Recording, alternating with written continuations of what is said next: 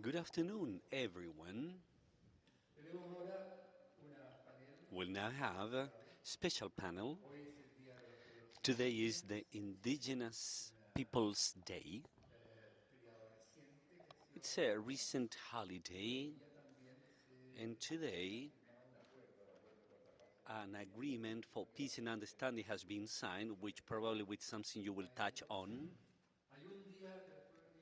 This is a day of the Indigenous peoples, and I think it is important we can have the voice of representatives from the Indigenous peoples. Andrés will introduce the people from the panel. They are all from the University of Chile. And the only thing I have to say is basically that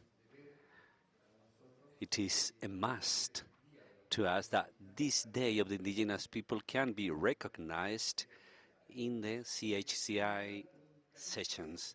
And it has a special characteristic, and this is why we call it a reivindication and native epistemologies to provide with this character and non-political, strongly political character with the reivindications we feel profoundly identified, which nowadays post-constituent assembly or constituent council, where many of the indigenous reivindications were expressing a constitutional project that was rejected. That might be a reason for other type of debate, but this is what I basically wanted to say, and now I'm going to offer the floor to Andrés. I adhere Pablo's words, and I thank Maribel, Salvador, and Verónica to be with us today. On behalf of the CHCI and the consortium and the meeting in this very important day, I will introduce them according to the place they are using at the table. And in first place, Maribel Mora, she's a poet and Mapuche researcher. She's a Spanish professor with a bachelor in education, educational and vocational counselor, master's degree from the University of Chile, and candidate for a PhD in American Studies. As a researcher, she has outstanding academic production, and the literary expression being recognized as a researcher and poet on a Latin American level. At present, she's the director of the Equity Office and Inclusion at the University of Chile. In second place, let me introduce Verónica Figueroa Huencho, full professor of the Government Faculty, Public Administrator, PhD in Management Sciences from the Barcelona University, postdoctoral studies at the Latin American Center for Studies in Stanford, from the David Rockefeller Center from the Harvard University. She has made several researches on political and indigenous policies at the University of Chile. She's been vice president of the Senate, the University Senate in 2 terms, being the first woman and the first Mapuche person in taking on that position. She has recently worked as an Undersecretary of Higher Education during the 2023 term. And finally, let me introduce Salvador Millaleo Hernandez, assistant professor at the Faculty of Law at the University of Chile and researcher at the Human Rights Center from the same university, attorney from the Chile University, and doctor of sociology from the Germany Stadium. Their study focus original peoples as well as the relation between right and technology, the critical theory of the right, and legal sociology. He used to be counselor from the National Institute of Human Rights. I express my gratitude on behalf of CHCI, and I thank you for being here. And you may have the floor as you consider it pertinent.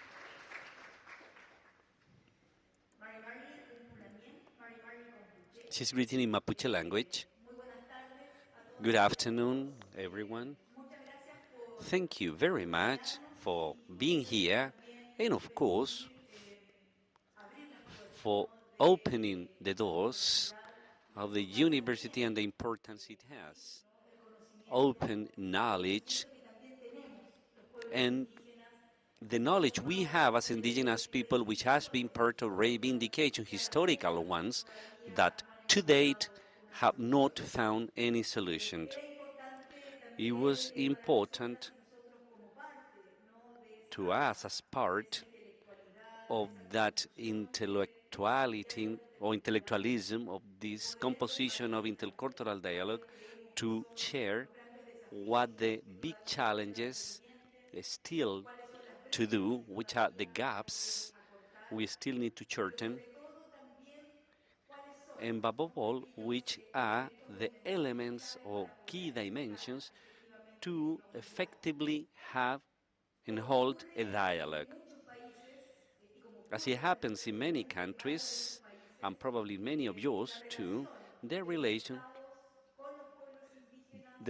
with the state, from the states to the original people has been problematic and due to several reasons. First, because in that genesis of the state, as has happened in the Chilean case,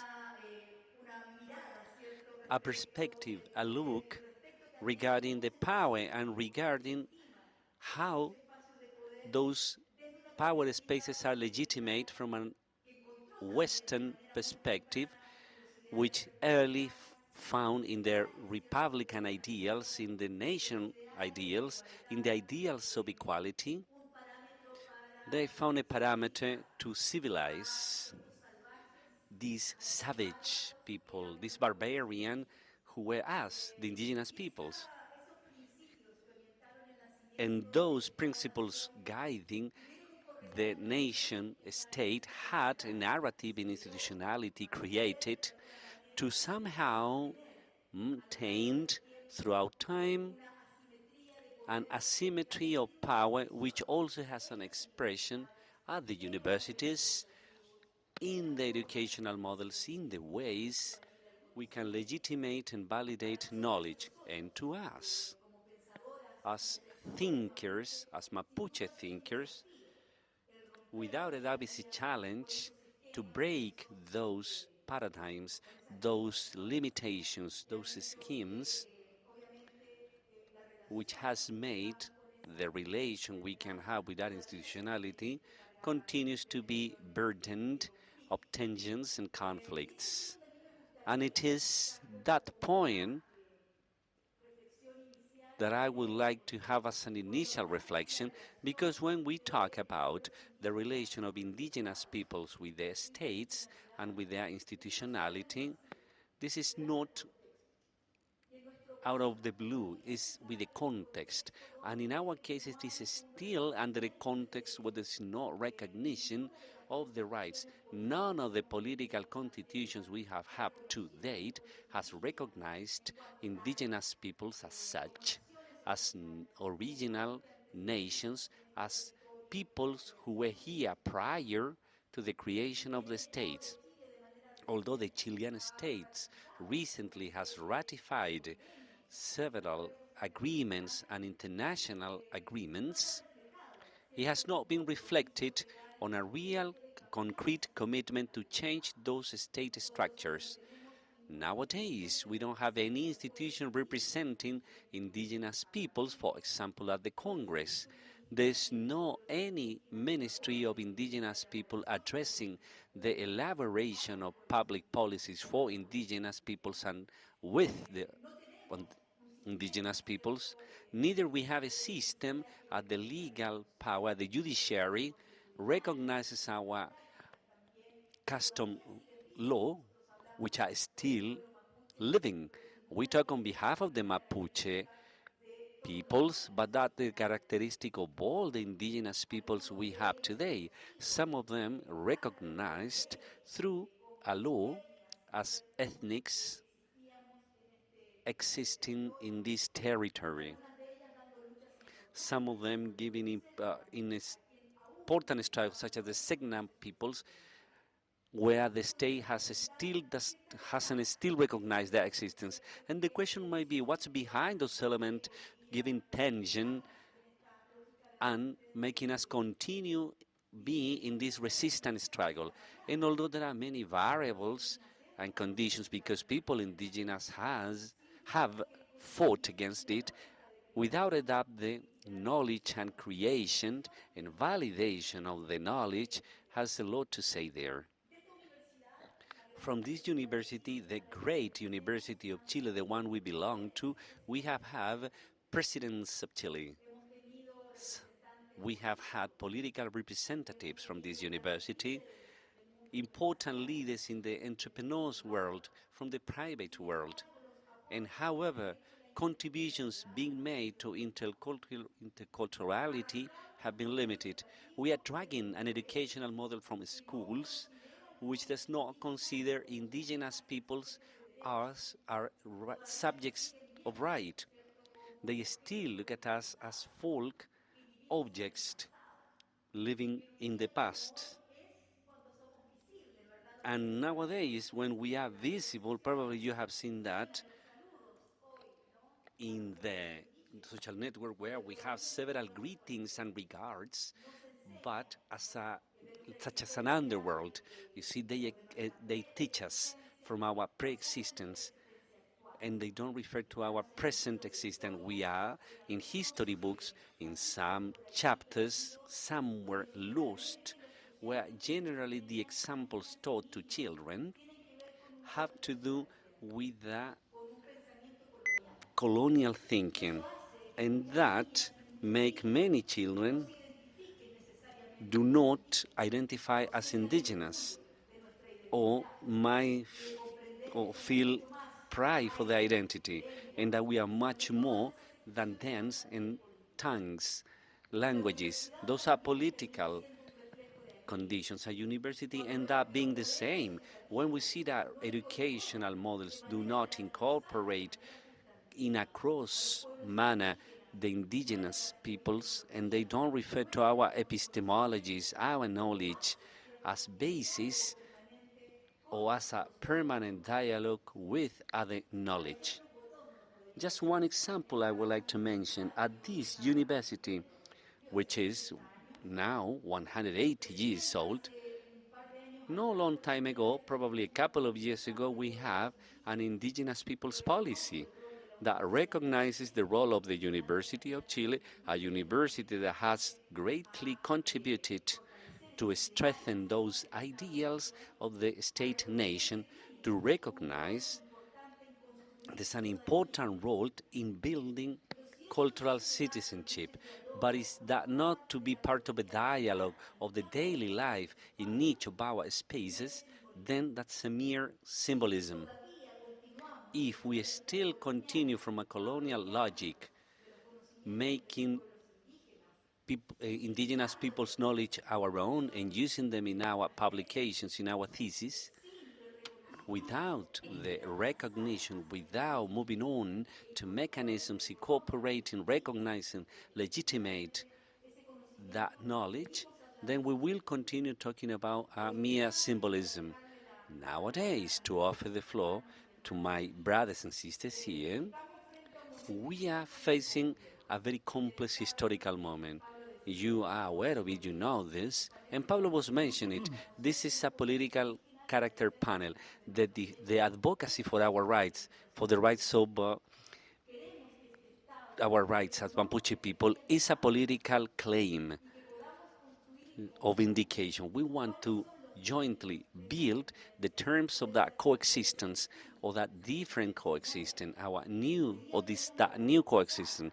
And now we have the opportunity and like what happened with our ancestors of being in public spaces, to have the possibility to talk to you who are also an important part in the transformation and the construction of knowledge to be made with different opportunities and contributions under the framework of a new political, with the rejection aiming to recognize the pluralism in our territory. We want to continue contributing to that recognition.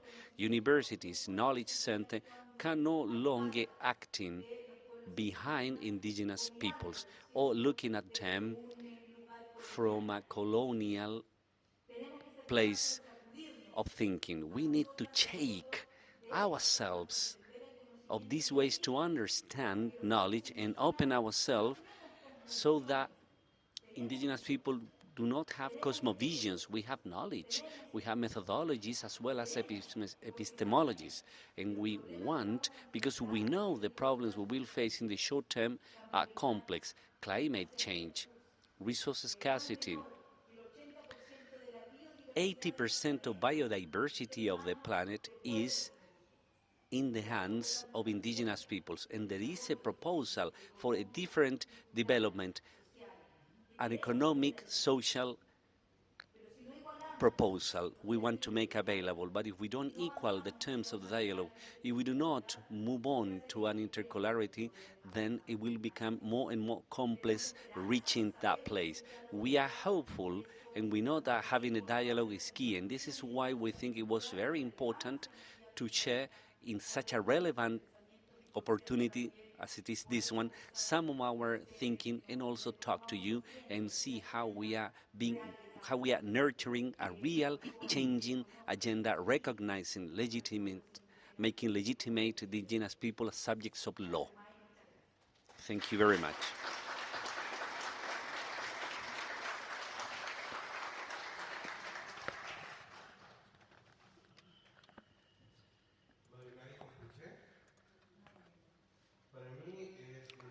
So I am honored to be here in this activity, in this context, in these Humanities centers. I'm talking here about indigenous peoples, precisely, which is in this case in our country here in Chile. I'm continuing with the words of Verónica. Oftentimes we do not, we're not really thought as part of the human experience. So it seems that human experience in the mankind thinking, it is restricted to these letters, which no one denies how beautiful they might be.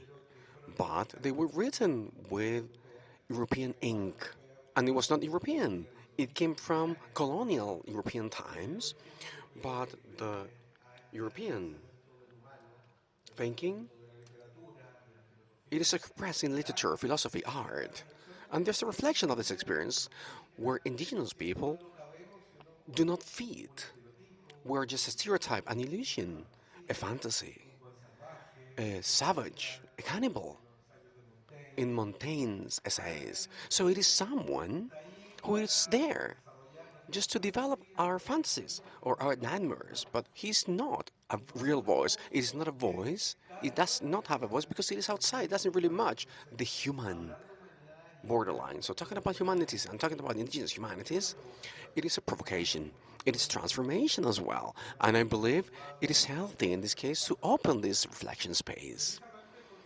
Basically because it allows us to do something which it is something that it is a blind spot or blurred spot in this experience, humanistic experience, which celebrates letters in the European fashion, which in this case are letters which are rooted in a project which is divorced from the human being with nature, with the earth. And it is precisely that that cannot be, in this case, mentioned to indigenous people. Indigenous people are the part of mankind. They are not monopolic, and they can, in this case, reclaim that they have been persistent. They have a deep relationship. They are constant relationship with the earth, as the thinker says of the Krenak peoples, Alton Krenak. Our history it is connected with the story of earth, and European mankind does not really connect with it in the way we have done it. We're part of this earth because we think that we are made from earth. Mayas, we people were people from the corn. We were built by that being that is been or that has fed not only the Mayas, but the whole mankind, we're also part, or the ones who come from, this relationship, tectonic relationship, these terrestrial forces in this dialectic of this Dendren and Kankai myth. So we come from the struggle from the ocean, the earth, and the different elements, and we're aware, and we're proud of that. And that's why indigenous peoples have at the same time a position towards the earth, which is a right, the land, the territory, what they build, what the indigenous experience builds, I mean, being an indigenous person, because we're part of a territory. And that is a huge difference between the ones who are not indigenous people. The relationship with the territory, with the land, with the earth, it is there. And when you go deeper into that, it is that basically. It is all. It is a close relationship. What makes the indigenous people is not a genealogy. It is not the type of blood. It is not a cultural continuity either. It is an attitude, fundamental attitude, to an epistemological attitude, which is also moral, in connection with the earth, and that is what that builds and make us the guardians of nature. And as Millaleo also mentioned, there's a panel of experts of climate change. Now we are, I mean, in the agony of the earth. They acknowledged 2 years ago that most of biodiversity, it is, people, indigenous people are in charge of it. And it's been demonstrated that biodiversity, it is lower, it is not as destroyed in indigenous peoples as in other places. So we are safeguarding life, the life itself of this planet. And these are the elements that have not been part of this humanistic reflection or thought, neither of a reflection work in our own university. Here in our university, we do need all of the wisdoms that we need to overcome these paradigms, all paradigms, and we need to talk about interdependence. We may think about it theoretically, it is an interdiscipline. It is the relationship amongst all of the beings, the complementary of the experience, and also the reciprocity as a constitutive element of the social bonds. These are elements which are common to the ways, epistemological ways, and forms, and social ones and legal ones of the indigenous peoples, with different histories or myths, but that is there. And it can be seen, it can be proved that it is part of what defines indigenous in all of the different expressions of it, the different peoples in this continent. That is what indigenous people are, and everything is related to a thought on how we are placed and seen in relation to the earth. So in that way, what we have as a memory in mankind, tradition and rationality, experience as well, it is highly limited by the weight of the wonderful European letters, but that deny this acknowledgement of these other letters, indigenous people with some writing, some other stories, histories, other visions, other dreams. Dreams are so important. In Peumas people, in the Mapuche culture, and that is something that has not been included into the humanistic thought, which in our university we usually harvest. Also, there's something that we need to be clear about. We're not talking about something which has to be subject of a research, or something that belongs to the past, archaeology, or something that we need to unbury. We're not here talking about something that we need to investigate or research in a museum because it is stuck in time. We, as indigenous people, we exist now. We exist right in the middle of all of you people, and we're still existing. We're here, and we're going to continue existing in the future. So this has a consequence which is fundamental. Our identities are not something fixed in time, and nobody's identity either. No identity is fixed. No identity it is unmovable or unmutable. Some days ago, we remembered the anniversary. One of biggest thinkers, humanistic European thought in its glory. One of those glories of the European thought, it is Julian Habermas. It was his birthday, one of the biggest thinkers still alive. And Habermas, when he expressed, and we talked about this conversation that we're having here in Chile, where they said that identity policies may fail the constitutional convention, and there is also a debate in the Europe and the USA. And he was asked, "What do you believe? Do the identity policies make this fail?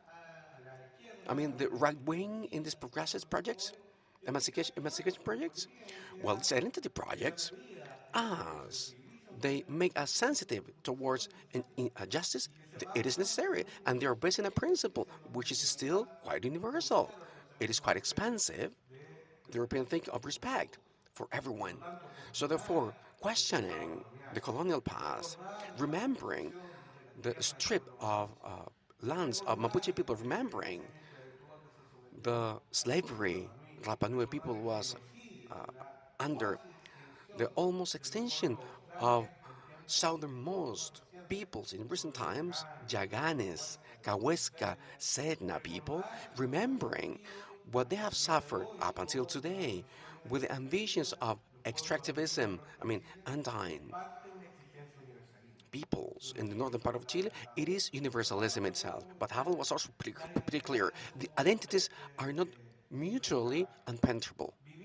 We live in a surrounding where we all live together and we're influencing each other and we're also helping each other. We're indigenous, we're here, you're also here. And we are now trying to make you be more indigenous and we're being more occidental. And that's not going to eliminate the indigenous people. So we can still exist and get rich knowledge from you and the other way around. And that means that for some fanatics from one side or the other, it may mean an energy. But we live and we come from a colonial history. We colonize and we're colonized. And colonizers, we live together and we're going to keep on living together for quite a long time. And our challenge is living together in a better way and learning from each other.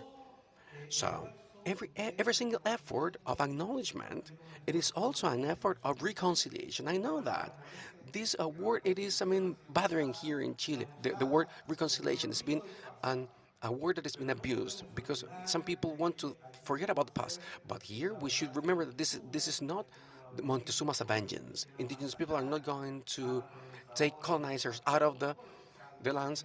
Some of them they're not going to burn things, and that is not going to work. Even though some people have done it, the only good thing is that we should learn to live together. We should live a life of coexistence, interculturality, respect, and that shouldn't mean the negation of indigenous peoples. That is not going to mean the negation of the universals that help us to live together. That is our challenge. So now we're talking about this commission. Let's hope that this commission could do an effort in order to acknowledge. So therefore, it should also obtain some reconciliation. We have failed. We have failed. But it's going to be worth it to keep on trying. In the world, this is still being tried.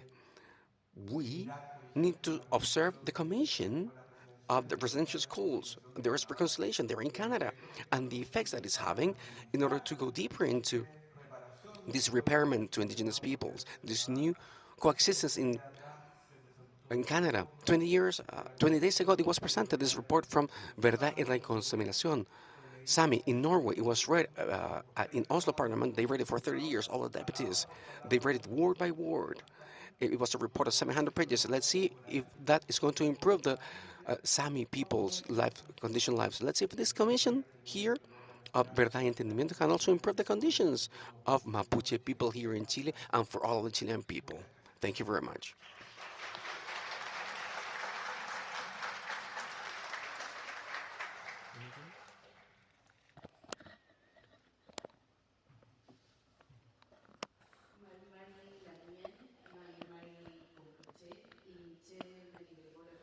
Greeting in Mapuche language.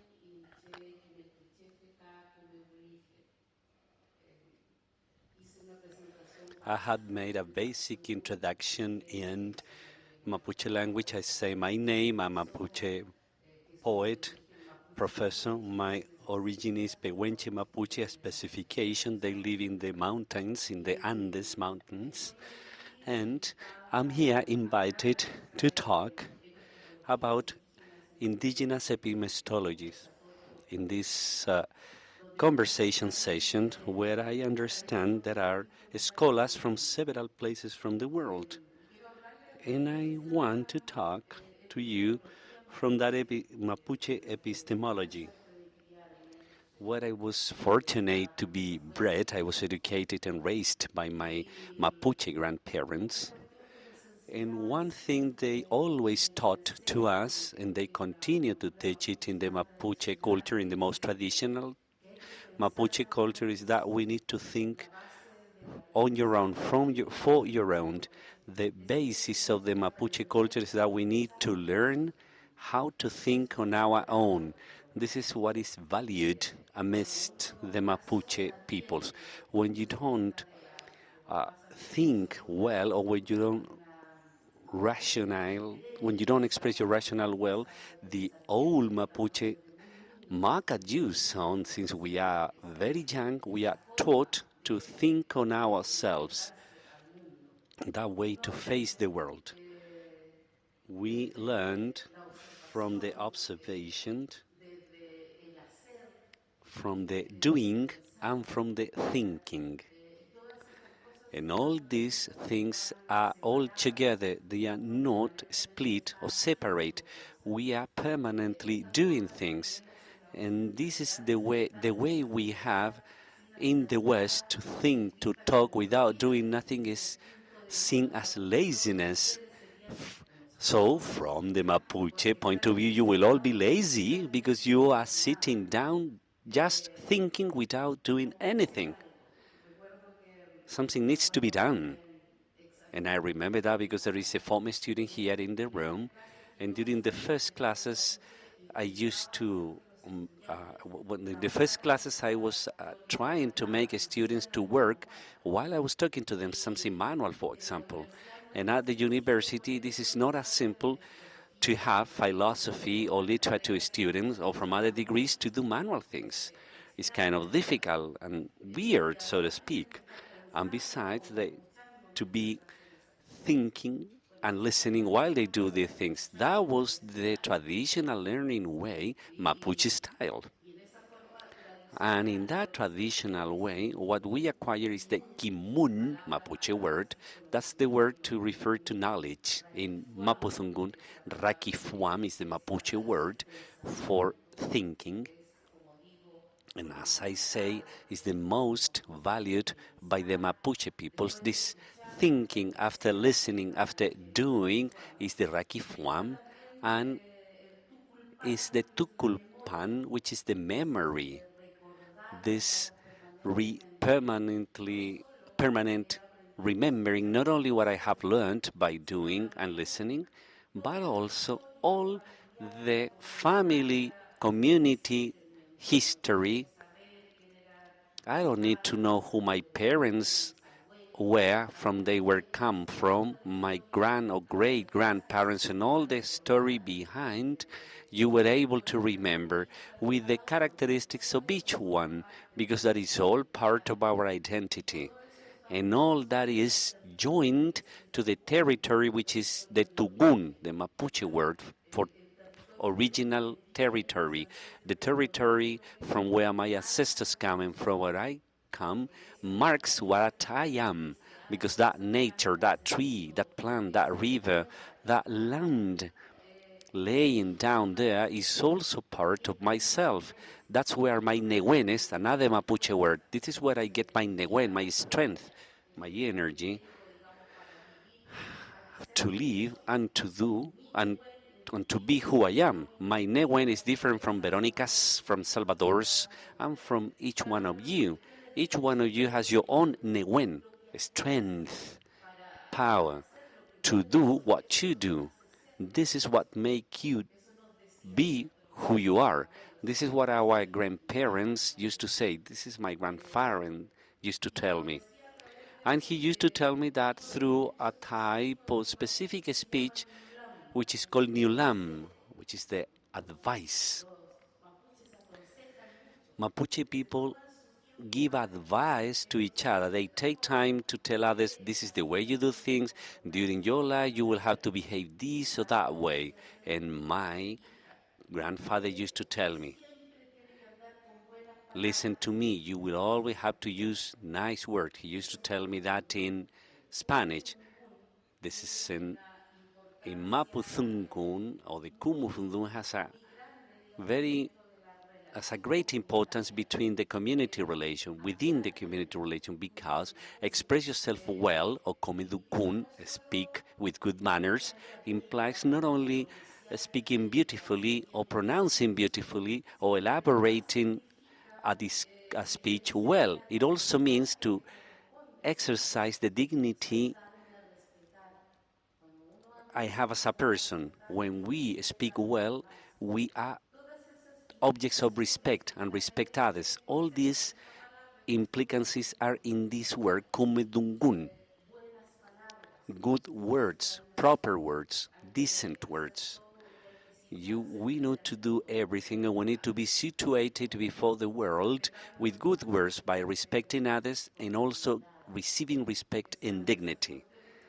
Those things we claim, or we, in political terms, for the Mapuche peoples is much more relevant, probably more than for the Eastern world, because when we are disrespected, because when somebody disrespect us in the Mapuche territory, that person has to leave that place to other place and generate a life to be respected. You cannot stay where you're not respected. You need to find a way to generate that respect.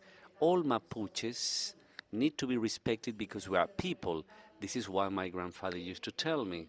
He used to say, these Winca, these Eastern people, maybe they think we are not people when we thought Winca means the foreign, the Chilean, the one that is not Mapuche. That's the meaning of Winca.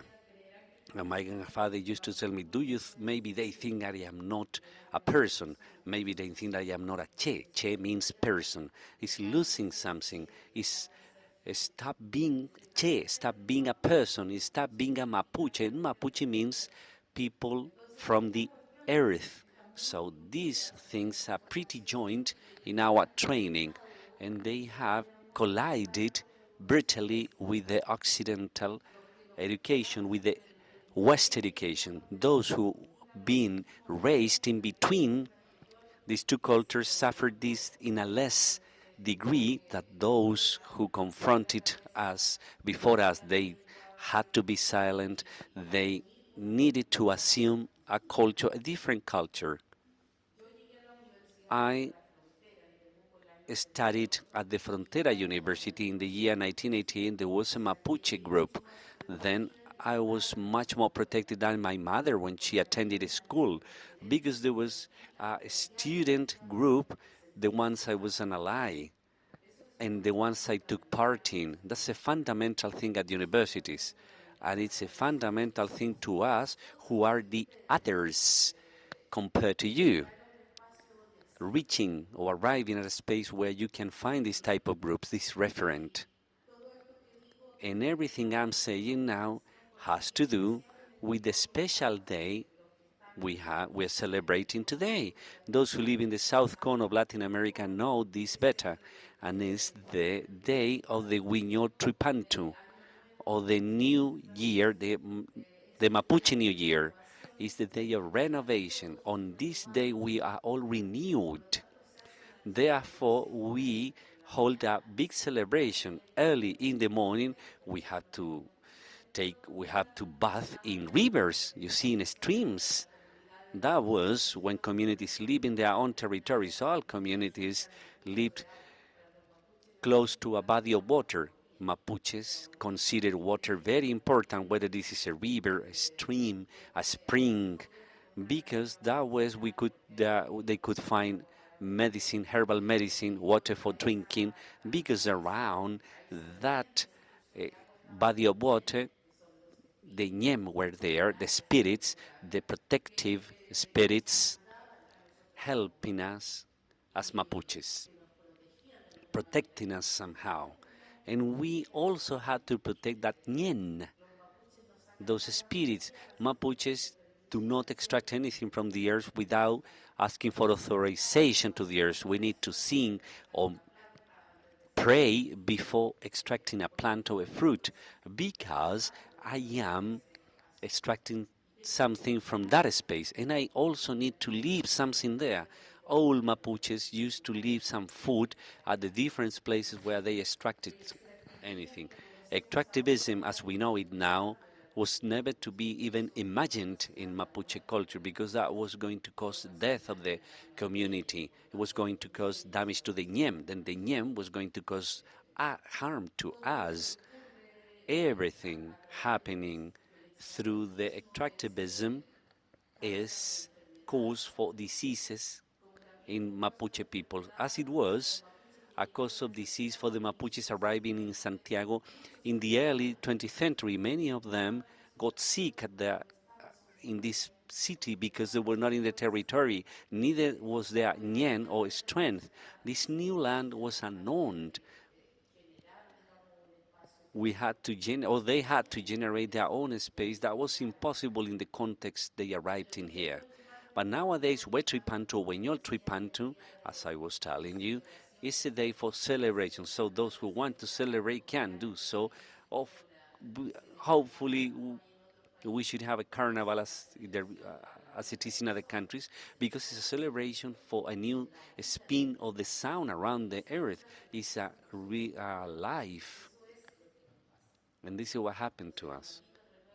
As animals change their hair and skins, we also humans renew our energies. And I want to say two things that have to do with what been said before, and is regarding the dialogue. Mapuche culture is recognized through the Araucana book, which is a warrior culture. It's also a very dialogue generating culture. The word was the product of previous dialogues. This is why Mapuches had a lot of parliament with the Spaniards, trying to find peace, trying to reach agreements for respect of the territory, for their culture. Deep down, they wanted a space for freedom, and this is why they held these parliamentary negotiations. And when there was no an agreement, then war came, and we live 300 years doing that until the Chilean state, without declaring the word, simply interfered in our territory and colonized it until today. We are a colonized peoples. That's a reality. Although some people do not want to accept that. That's the context we live in. And finally, one very relevant question in terms of rights, human rights, is ending indigenous people exclusions.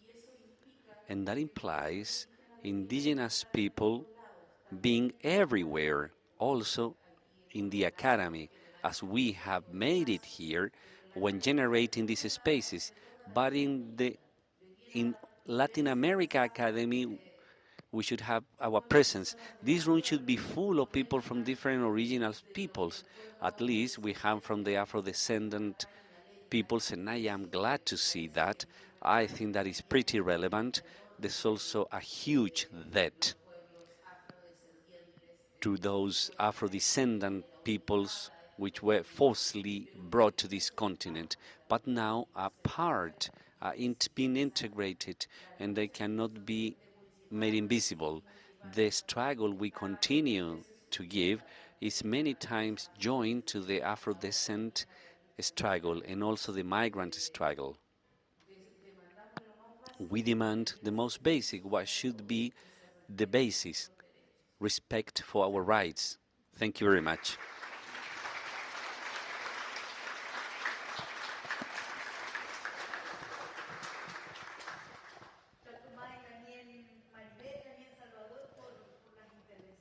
Thank Thank you very much for these presentations. I believe it's important. If you want, please, you, you could please comment or ask, do you have any questions or concerns? Do you have any dreams? Do you have hopes of what it means building an academy, intercultural academy, of what it means moving humanities, knowledge, epistemology into a conversation dialogue of pairs? This is not a dialogue where someone speaks from reason and the others just listen. So here we're going to get transformed. So to do so, we need our knowledge to be shared and going out from private spaces where we have lived them, and they need to be in public spaces, spaces of power, spaces of debate. So now, if you have any question, comment, the floor is open.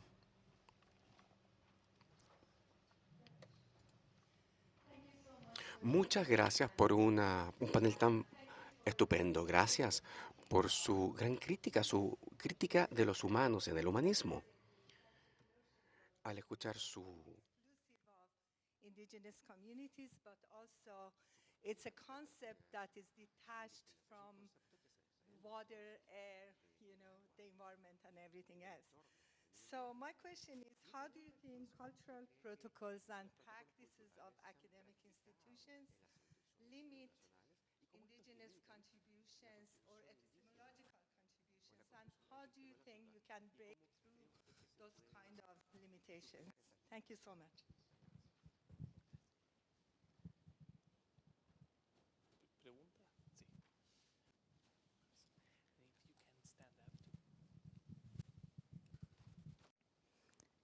So I'm going to speak in my traditional Navajo language. Yat she ya yidir kabiyori anishia look at the nenishle nasht ejetopa a dashache ado nakai dashanele bitast e de nasha ado tucson de kesh agot ego the nestan initially.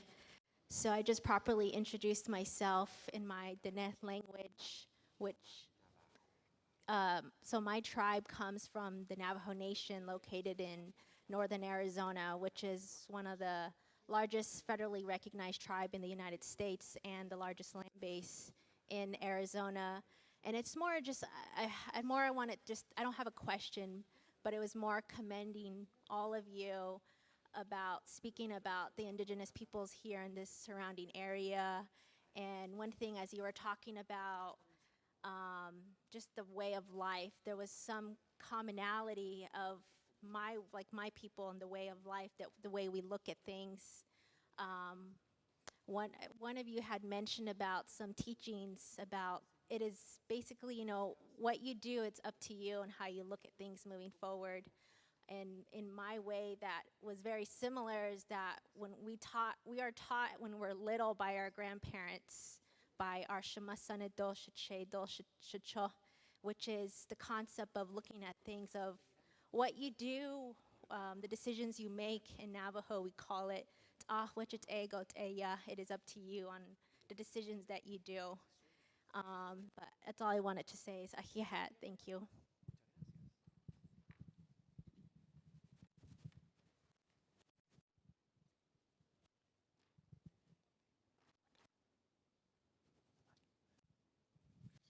Well, good afternoon. I wish to add something, but first of all, to greet you for the knowledge and wisdom we imparted to us, which is very important. I am Renato Janine Ribeiro, from Brazil, from the University of São Paulo, and I'm the current president of the Brazilian Association for the Advancement of Science, em português, Sociedade Brasileira para o Progresso da Ciência. For a very fortunate coincidence, I did not know today is the holiday of the Mapuche New Year, the beginning of the solstice of winter. And for a fortunate coincidence, we have created a calendar for the year 2023 and the beginning of 2024 dedicated to the indigenous people of Brazil. And I gave copies to Pablo, Oyarzún, and to Andrés, Claro. And I sent Andrés the link, the internet link for if anyone wants to download it. So it's a kind of homage I'd like to address to you for your work, your expertise, and your intentions, which are very important. Thank you.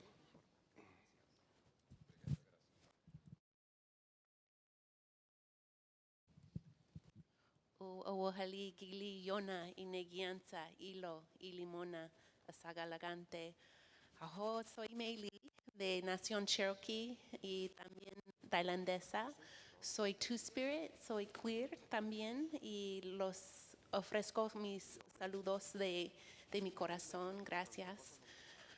En los Estados Unidos están practicando las universidades una forma de reconocimiento de la tierra en eventos. Por In ejemplo, different events, activities, for instance, they're acknowledging that we are on the lands of Mapuche people and things like that. But oftentimes it is something which is symbolic, which we don't really have. We don't have centers of indigenous research. We do not have any power. They're not acknowledging that the institutions just exist because they stole the land, the earth, indigenous territories in order to exist. So, is there any work of recognition or recognizing that some other universities have some richness because they have practiced slavery through time? It is interesting to think how this richness that some institutions have, universities have the richness because they have stolen the earth from indigenous people. I don't know if you have any studies about that or any suggestions on how to get into this conversation, this dialogue, with an open heart or with words to acknowledge that the territories belong to you because they might be Inca or Mapuche territories, but for me, they always say that we do not belong here, and they justify their projects in that way, their colonization projects in that way. Thank you.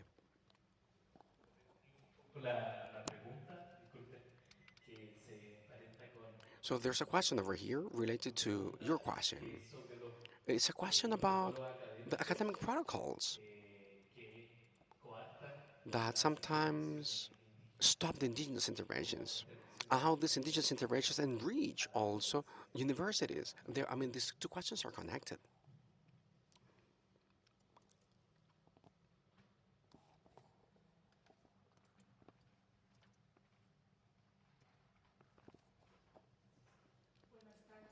Good afternoon. Thank you very much. I am Emilien from Cincinnati University in the USA. Thank you very much for your excellent presentations and for your work in general terms. So my question has to do with this current situation in Chile, the political context in which the constitution and the constitutional proposal was not passed or approved, and the plurinational agenda was not passed either. So I'd like to know, what do you think about the plurinational agenda in this historical moment here in Chile, and how do you foresee the future of this agenda and this proposal? Thank you.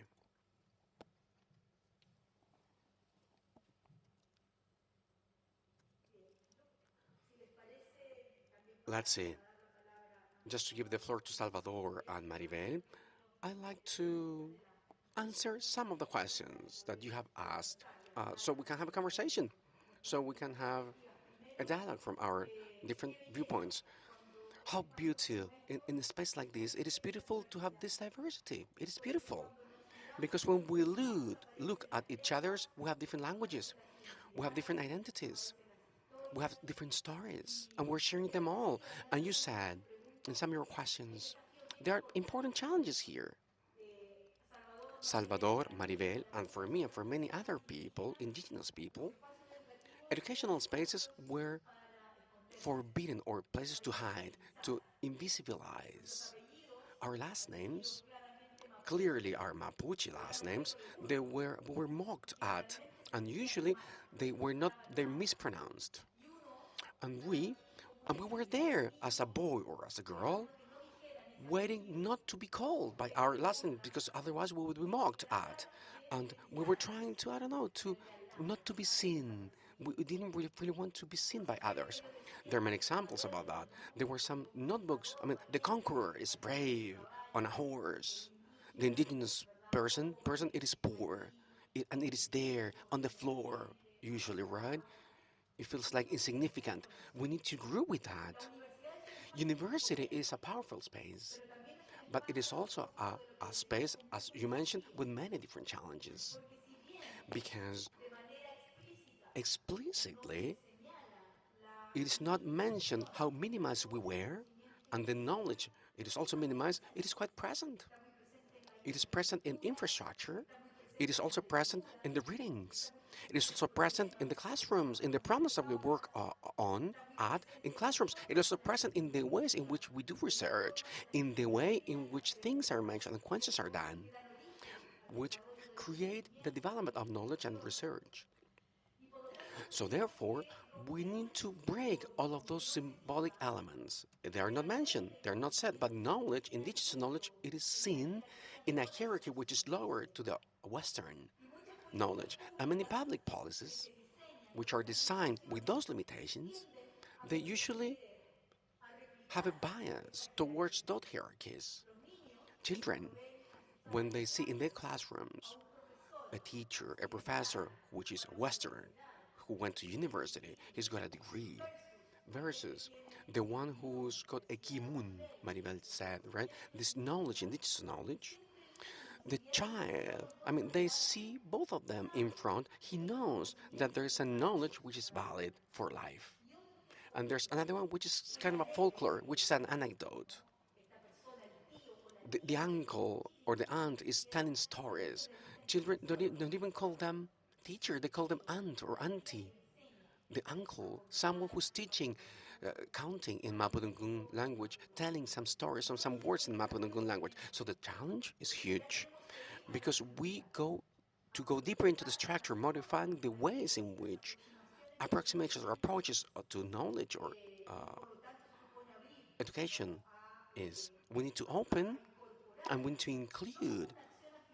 This is not a statement. This is part of the changes, important changes that need to be done in the way in which everything is understood. This knowledge, which is intercultural, and interculturality comes from when we validate other cultures, which in this case, and we're more than just a culture, we're nations with our own institutionality, with our own languages, with our own rules, regulations, with our ways of learning. Maribel mentioned, said that we we needed to learn with the Western pace in order to open some new spaces to make our knowledge visible.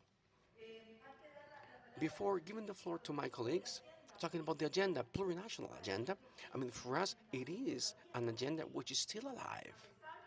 Nevertheless, what happened with this constitutional project? We know we need to advance on that. We've been more than 200 years trying to change this state. And even though the acknowledgement may be limited in a constitution, that is not going to stop our struggle, our fight for offering new ideas, for mentioning this concept, Western concept of democracy, participation, political representation, powers of the state. And that is a commitment that we have from this university, helping, contributing with ideas to that debate, contributing to that dialogue, which is intercultural, about what Salvador said, mentioned, and this reciprocity between you and us. We are also taking all of these thoughts and reflections in order to problematize them and transform them into knowledge and proposals as well. Maribel?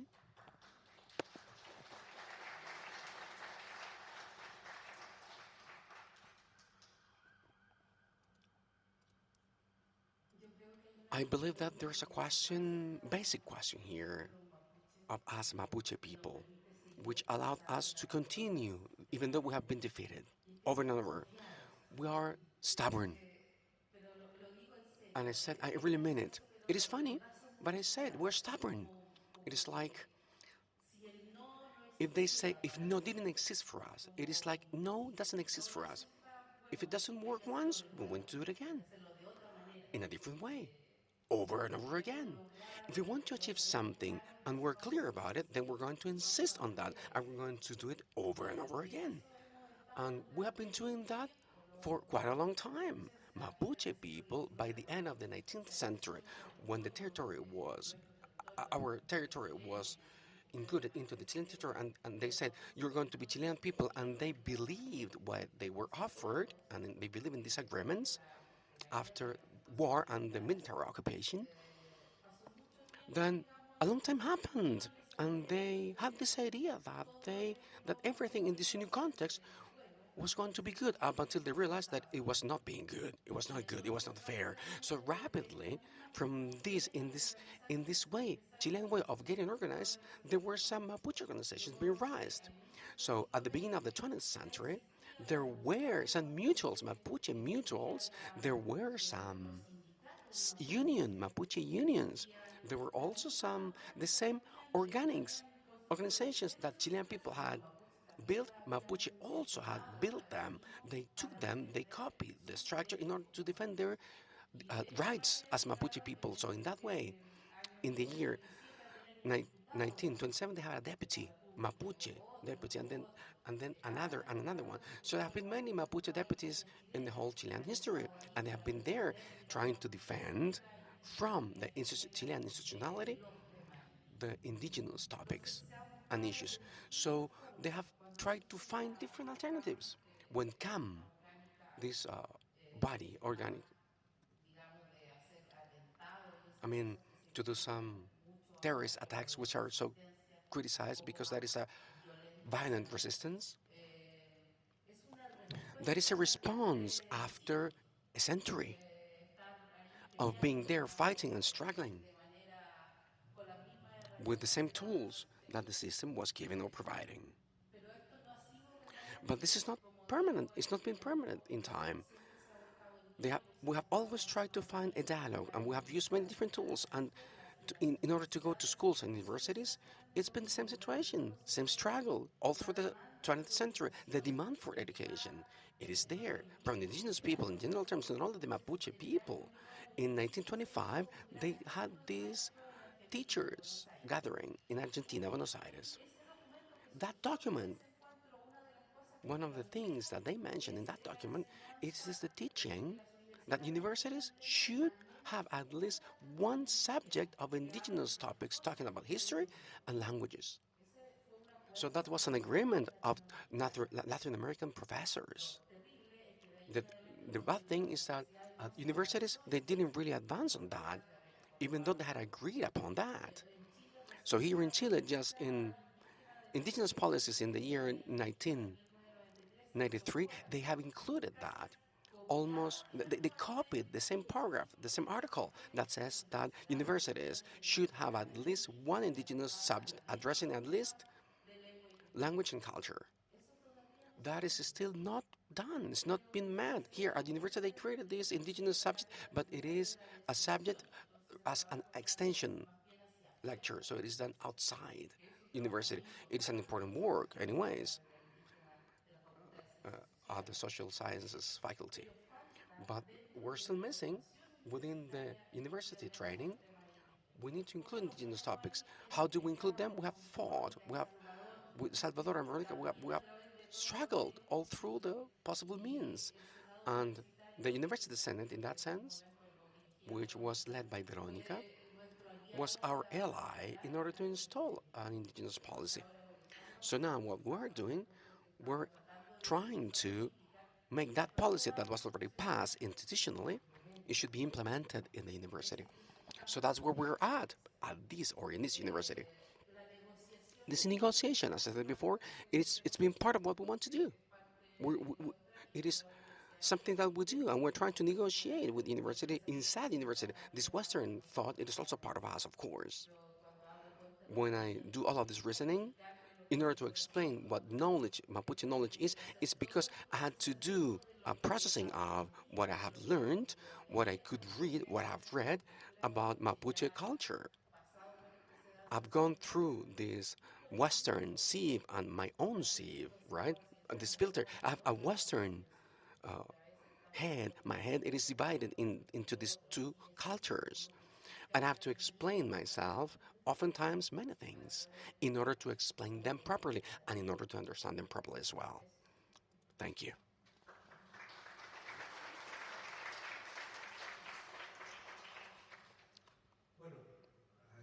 Well,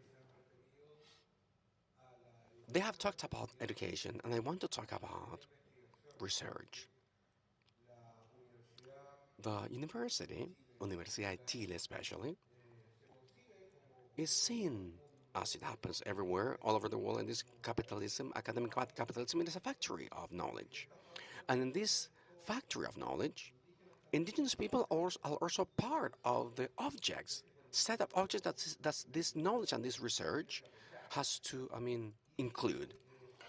And different.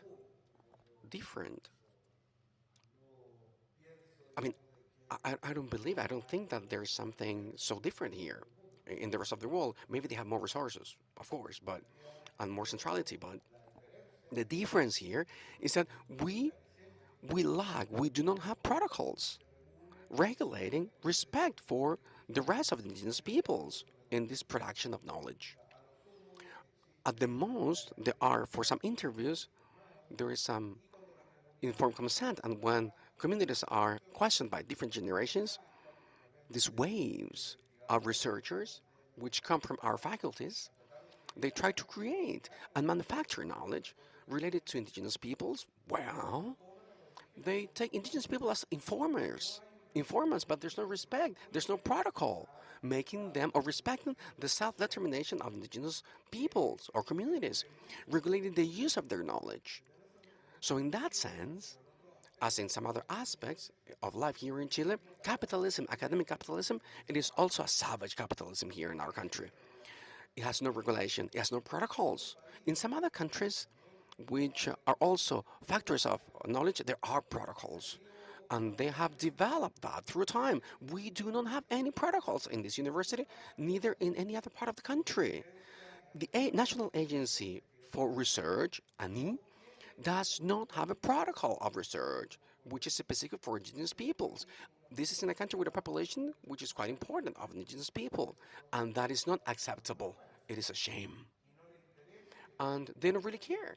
There's no commission or work group working in order to create that type of protocols as they exist in some other countries in Latin America, not to mention only the USA or Canada. Later, talking about structural dimensions, there's no funds, special funds for research for indigenous peoples, neither in this university nor in the country, all over the country. There's no public funds, so there's no line of development where the country has set something in order to create a knowledge which is useful, which is interesting about indigenous peoples. So in that sense, clearly indigenous peoples not only are just an object of research, they do not think of us as a subject. We're just an anecdote subject. We're not even permanent or relevant into the research priorities of the country. Nevertheless, they are always struggling with us or fighting with us. Research now, it is quite tied or connected to this new region of extractivism or development, lithium, green hydrogen, and curiously, they are right in the middle of where indigenous people live. So they realize that we don't have any knowledge and we don't know which are the ways or manners to take decisions, make decisions. How indigenous people are going to decide something, and that is something we should have in our hand. And university should have contributed with and created it a long time ago. We have a problem. There is violence in the southern part, ethnic violence. We have promises which have not been met, but we don't really know which is the magnitude of that demand of land. When universities, for quite a long time, they should have known that. They should have created a contribution about that because there's no research with the, or indigenous people, neither in this university nor all over the country. Talking about the lands, I want to say that yes, of course, nothing is said with symbolism. Symbolism, it is relevant. It is important to ask for forgiveness, to create some gatherings, to find common points. But the land, the territory needs to be given back. according to the legal rights. The states have the right, the obligation, as has been mentioned, to give back lands to indigenous people, not because the state says that. Those are indigenous lands, territories, because they're ancestral occupation territories, and the state has the duty to title those lands in that way. And the state has not done it, or has done it partially with just some titles, and half of them are in hands of some other owners. So the state needs to has or meet their commitments, their duties. That is a way of solving territories with the symbolism. Nothing is going to be achieved. And finally, talking about the agenda, plurinational agenda. The truth being said, the contingency, especially the global contingency, this shift towards extreme wing in the world, it struck us really hard. And I believe that it's part of our own mistakes. I mean, our indigenous representatives have also made mistakes. And the ones who were working on this, or the ones who are working in indigenous policies as well, our mistakes were also important, relevant. But the need is still there. The demand is still there. The need of the Chilean people of having a well living with the rest of the peoples living here, it is still there. So therefore, beyond, because of a situation, environment, or climate, beyond there is a feeling or sensation of the political elites that there is no possibility to advance into this agenda, indigenous rights. Well, now that is going to be a problem, and it will be seen and manifested in the future. All of the countries have had experiences like this, doing some iterations with acknowledgement of the indigenous people rights. What's the singularity? In our case, that it's been too late and it's been too long. This story is not finished. And if now, in this new constitutional process, they want to create a constitution as it is seen, in, as it's been seen with the expert, with little acknowledgement of indigenous people, I mean, the story is not going to be finished here either.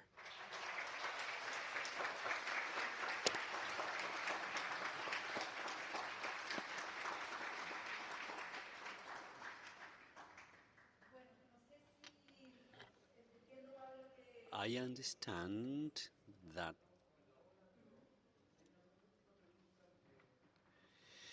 well, due to time, we'll probably take just one or two more questions. Thank you very much. I'm Javier Duran. I come from Arizona. With we are in Tucson, land of the Tobogatan and the Pascuaquillo-Games. Binational nations crossed by a border, both of them, facing different problems in different sites. Very similar, but with some nuances. For example, part of the research in terms of protocols and respect to communities, but at the same time, opportunities to create an hemisphere dialogue, something more concrete, particularly in humanities.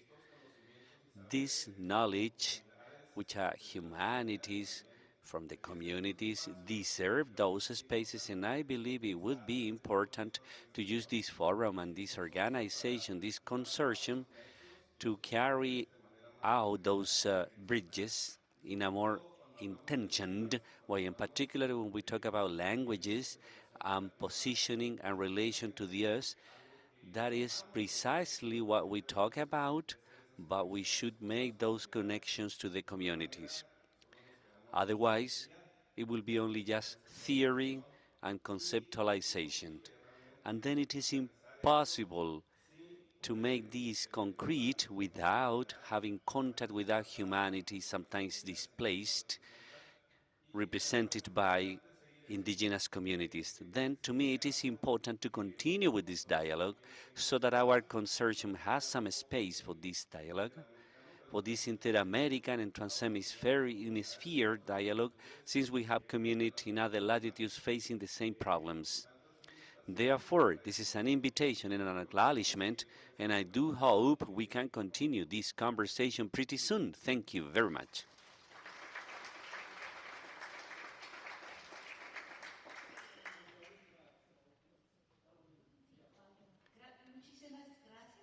Thank you very much from the bottom of my heart.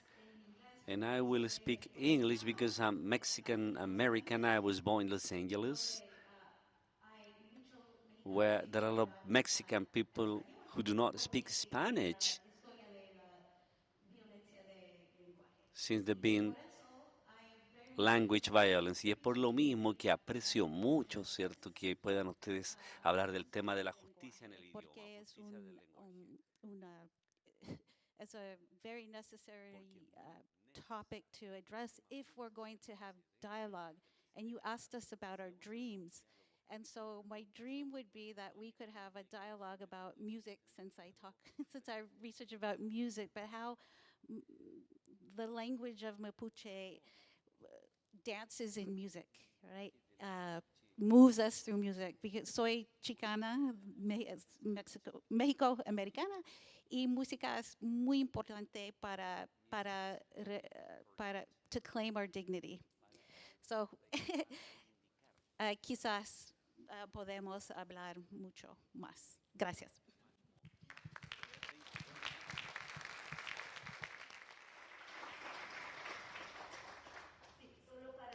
Yes, well, just to close, to conclude, to acknowledge all the questions and all the comments and these commitments.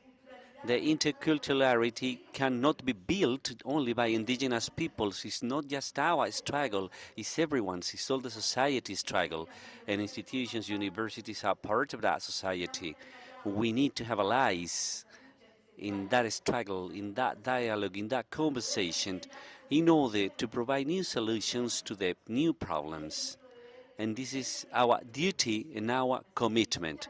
Then once more, thank you very much for this space and for having us here, sharing ideas, reflections, and above all, dreams and desires that might be concretized soon. Thank you very much.